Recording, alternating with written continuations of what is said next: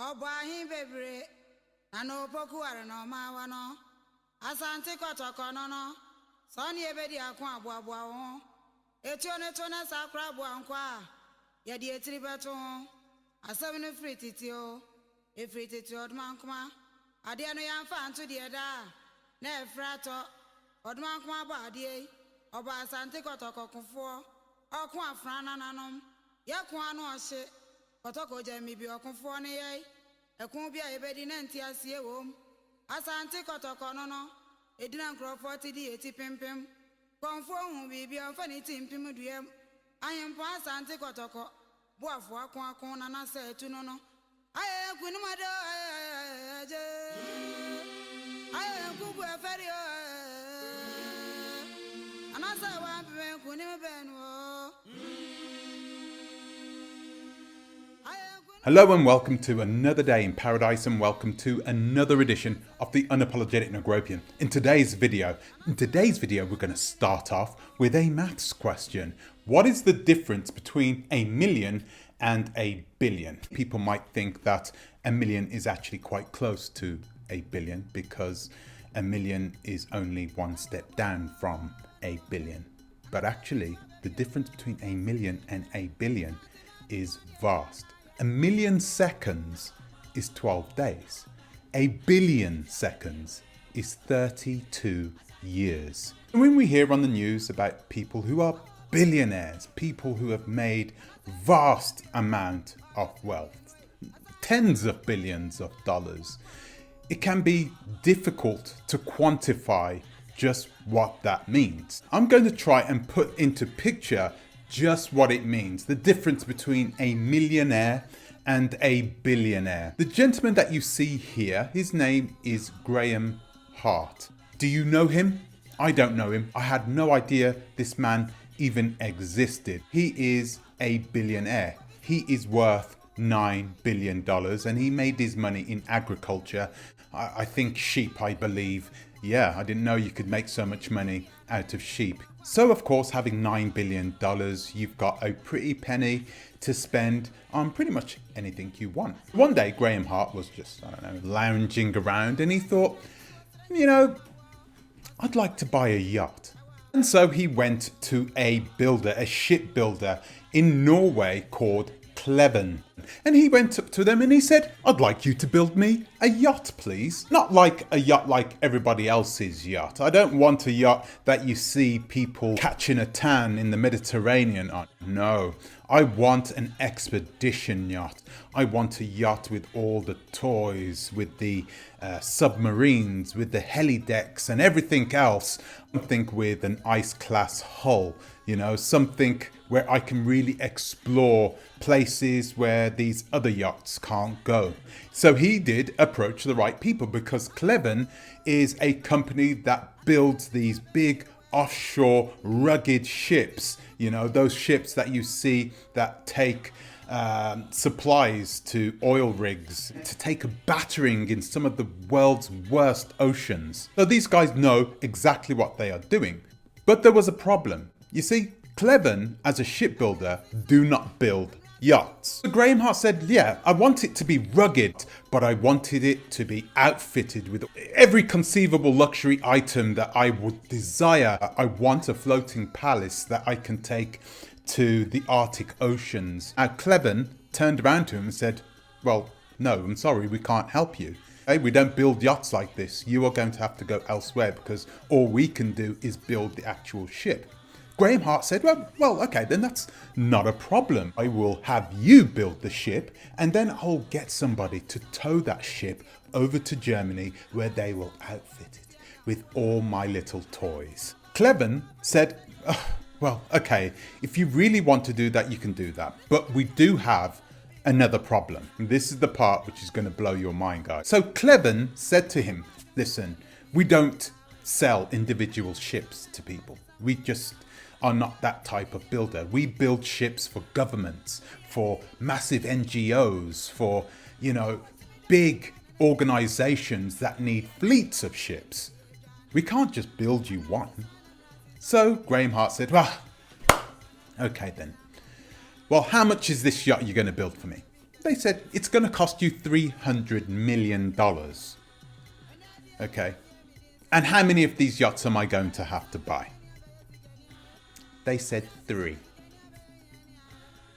And he said, go on then. He spent an extra $600 million like it was nothing. Like it was, buy one, get one free. Like you're in the supermarket or something and you see something that you wouldn't normally buy, but you're like, I'm just going to buy it anyway because then I can have 2. Or I can have 3 and I can use the other one when I'm somewhere else. Or it just boggles the mind that this man had the means to be able to, at a moment's whim, just say, oh, okay then, I will spend 3 times more and buy an extra 2 yachts on top of the yacht that I'm buying already. So this was back in 2015. They built his first yacht. The yacht is out there now. It was called Ulysses. 2 years ago, they finished building his brand new yacht, the second yacht. He called that Andromeda. And then he has another yacht at this moment that is currently being built. You know, for me, that is mind-blowing, okay? To be able to spend $1 billion like it was nothing. Jay-Z's worth $1 billion. Okay, look at all these celebrities that we see and they're, we are money. We've got hundreds of millions in our account. These people spend hundreds of millions on their toys, on their little playthings that they don't even use for half of the time. Imagine that. That is a billionaire. And those are the types of people we are going to be discussing today. In fact, the people that we're going to be talking about today are much wealthier than Graham Hart. It doesn't matter how much money you have in this world. If you do something naughty, the authorities will always catch up with you.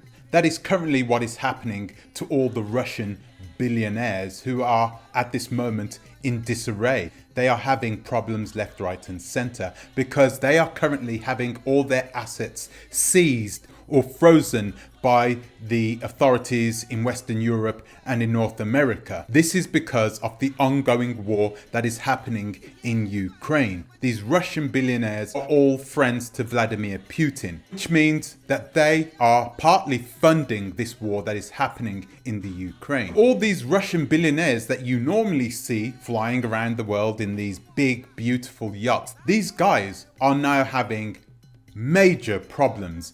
These boats are not even sailing anymore.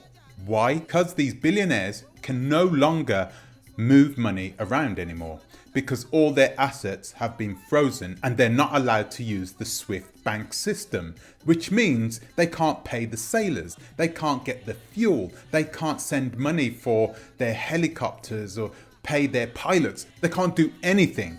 All they have is the cash that they have.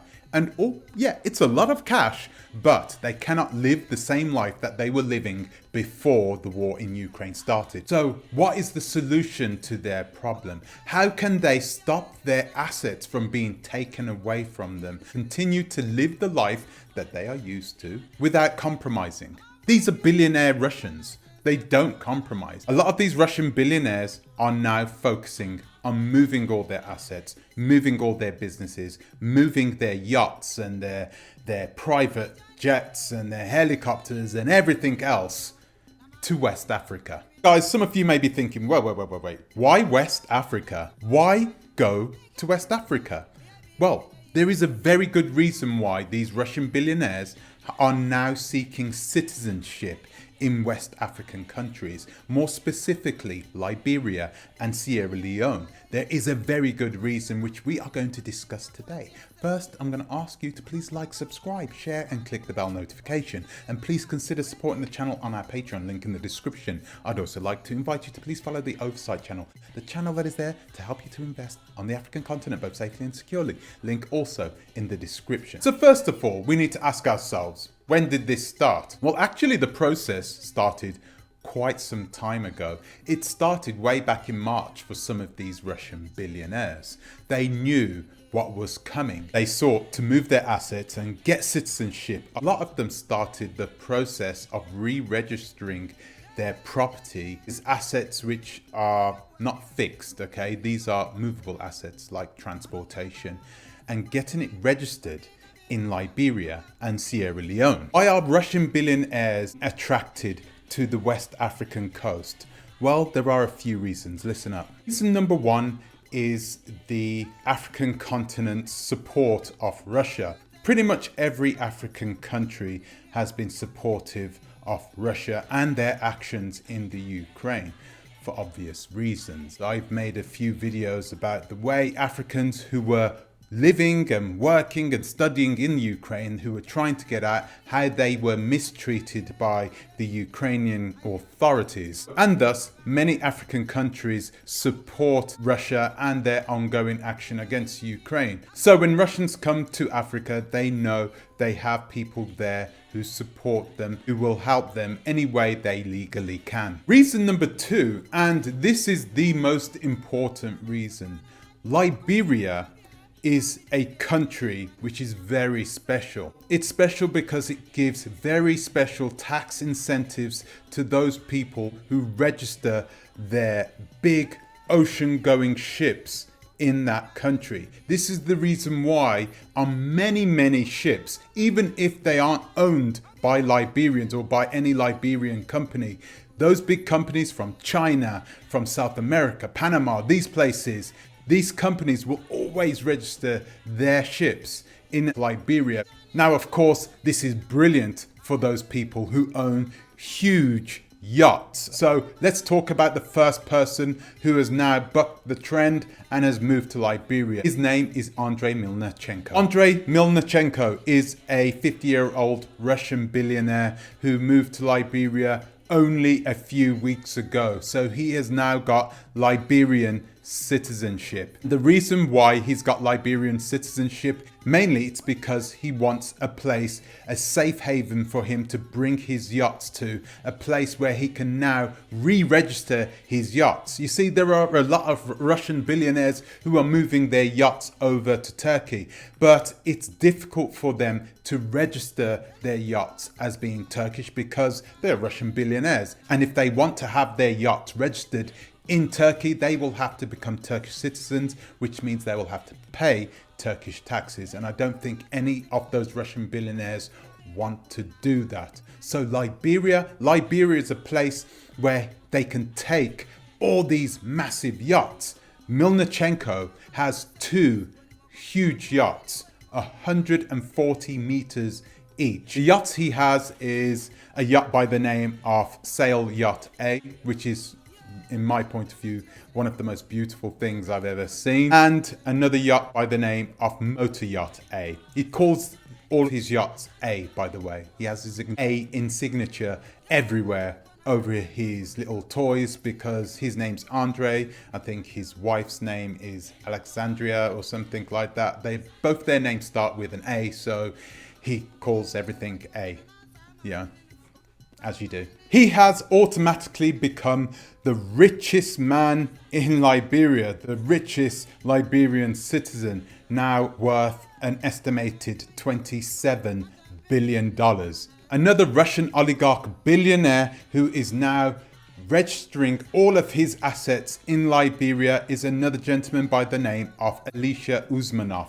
He is worth somewhere in the region of $15 billion. I don't know how he made his money, I've got to be honest with you, but he tried to buy Everton Football Club not long ago. He owns a lot of shares in Arsenal Football Club. You know how these big boys like spending their big money. They also like buying some big toys. ALISHER UZMANOV owns the largest yacht ever created, the massive MY Dilbar. I've seen this ship in real life.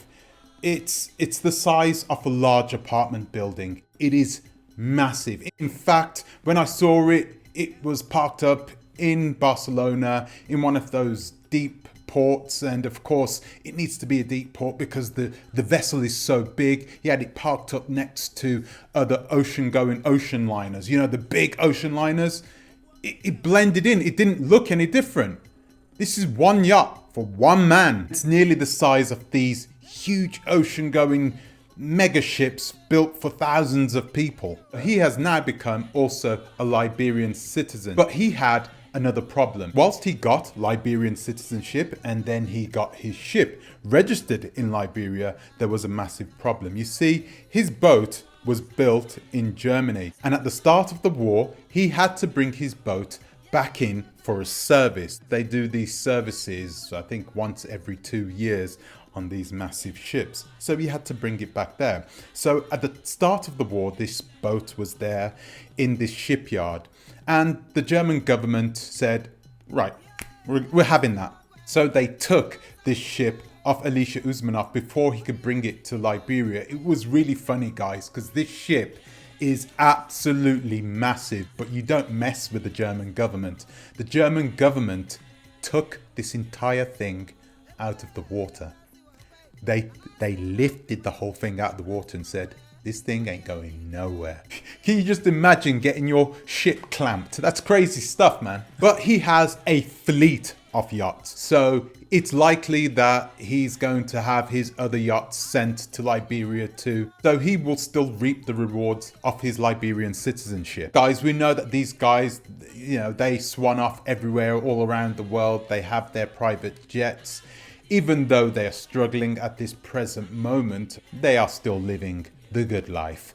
Who isn't really living the good life are the good local people of Liberia, those good Africans, and a lot of them are working all the hours God sends them, but are still unable to earn enough money to feed their entire family or to clothe their children. How will all these Russian billionaires now moving to Liberia, how will it affect them?